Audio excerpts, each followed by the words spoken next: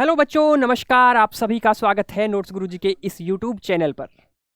आज मैंने रीजनिंग में फुल में से फुल मार्क्स कैसे प्राप्त करें, इसके लिए एक स्ट्रेटजी बनाई है और वो अपने एक्सपीरियंस के आधार पर बनाई है और कैसे मैंने भी फुल में से फुल मार्क्स अचीव किया था, ये सारा सब कुछ इस वीडियो में बताने वाला हूं। और कैसे हमारे इस प्लेटफॉर्म पर 2.5 लाख से अधिक बच्चे पढ़ रहे हैं और उनमें से काफ़ी बच्चों ने फुल में से फुल मार्क्स गेन किए हैं मेरी स्ट्रेटजी को फॉलो करके।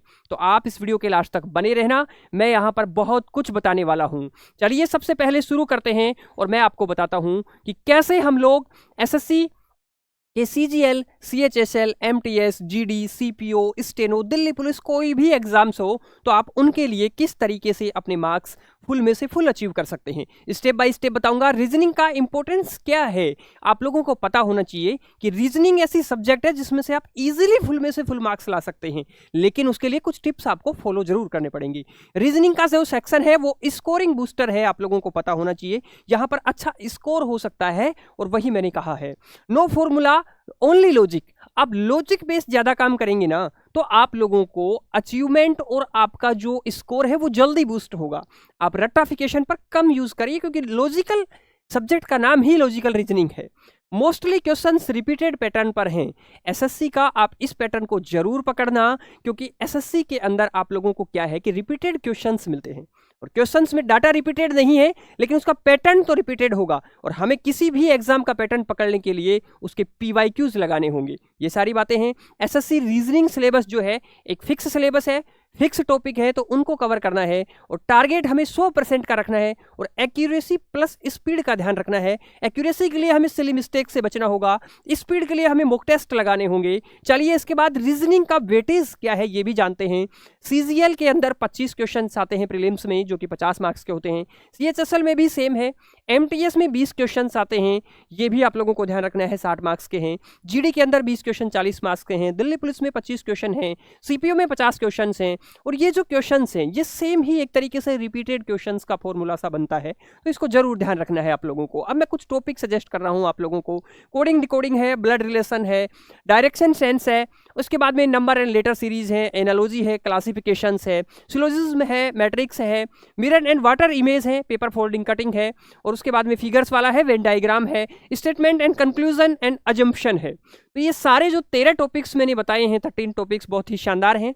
आप इनको कैसे करेंगे ये भी मैं आपको लास्ट में बताऊंगा। सबसे पहले आपको क्या है, एक एक टॉपिक वाइज आप कवर करिए। एक एक टॉपिक की आप थ्योरी पढ़िए, उस थ्योरी के बेस पर आप लोग प्रैक्टिस करिए और जितना ज्यादा प्रैक्टिस करेंगे उतना ज्यादा आप अचीव करेंगे। रीजनिंग में सिर्फ क्या है, प्रैक्टिस प्रैक्टिस प्रैक्टिस।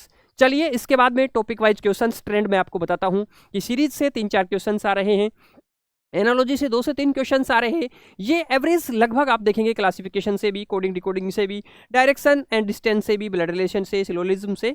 और ये जो टॉपिक्स हैं ये आप ये मान सकते हैं कि हर एग्जाम का 70% कवर कर देते हैं।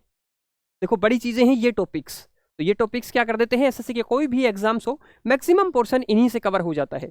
इसके बाद में ये बताएंगे कि 100% स्कोर कैसे करें। इसमें सुनिए, हाई रिटर्न आपको क्या करना है, जो टॉपिक्स आपको अच्छा रिटर्न दें, इट मीन्स आप उन पर टाइम इन्वेस्ट कर रहे हैं और आपको रिटर्न अच्छा मिल रहा है, तो ऐसे टॉपिक्स मैंने क्या किए हैं, यही तो टॉपिक सजेस्ट किए हैं मैंने। इसका ये है कॉन्सेप्ट विथ शॉर्ट ट्रिक्स। आप शॉर्ट ट्रिक्स पर आएंगे क्योंकि एसएससी में सिर्फ और सिर्फ इशू है टाइम का, पेपर में टाइम का इशू है, बाकी कोई इशू नहीं है।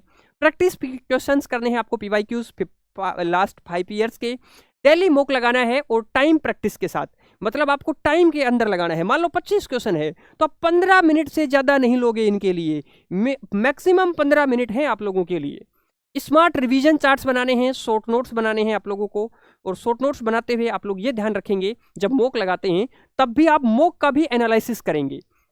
और आप लोगों को बता दूं कि आप इसके लिए टूल यूज कर सकते हैं, यानी मैं आपकी किस प्रकार से हेल्प कर सकता हूं ये आपको बताऊंगा।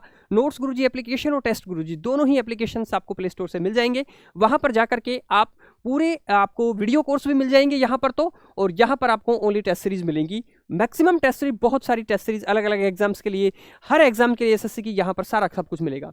उसके बाद में आप अपना डेली रूटीन किस तरीके से बनाएं ये भी मैं आपको यहाँ पर सजेस्ट कर रहा हूँ। सीरीज और एनालॉजी को एक 1 से 2 या 2 से 3 दिन के अंदर कवर करें। उसके बाद में नेक्स्ट 2 दिन आप क्लासिफिकेशन और कोडिंग को करें, डायरेक्शन एंड ब्लड रिलेशन को करें, सिलोजिज्म और स्टेटमेंट को करें, मिरर वाटर इमेज को करें, वेन डायग्राम को करें और फिर रिवाइज करें, फुल मॉक टेस्ट लगाएं। इस तरीके से आप अपना चार्ट बनाएं। पहले आप अगर आप बिगिनर हैं तो आप लोगों को जरूर रीजनिंग पर इसी तरीके से काम करना पड़ेगा, और आप प्रो हैं तो मॉक टेस्ट लगाइए।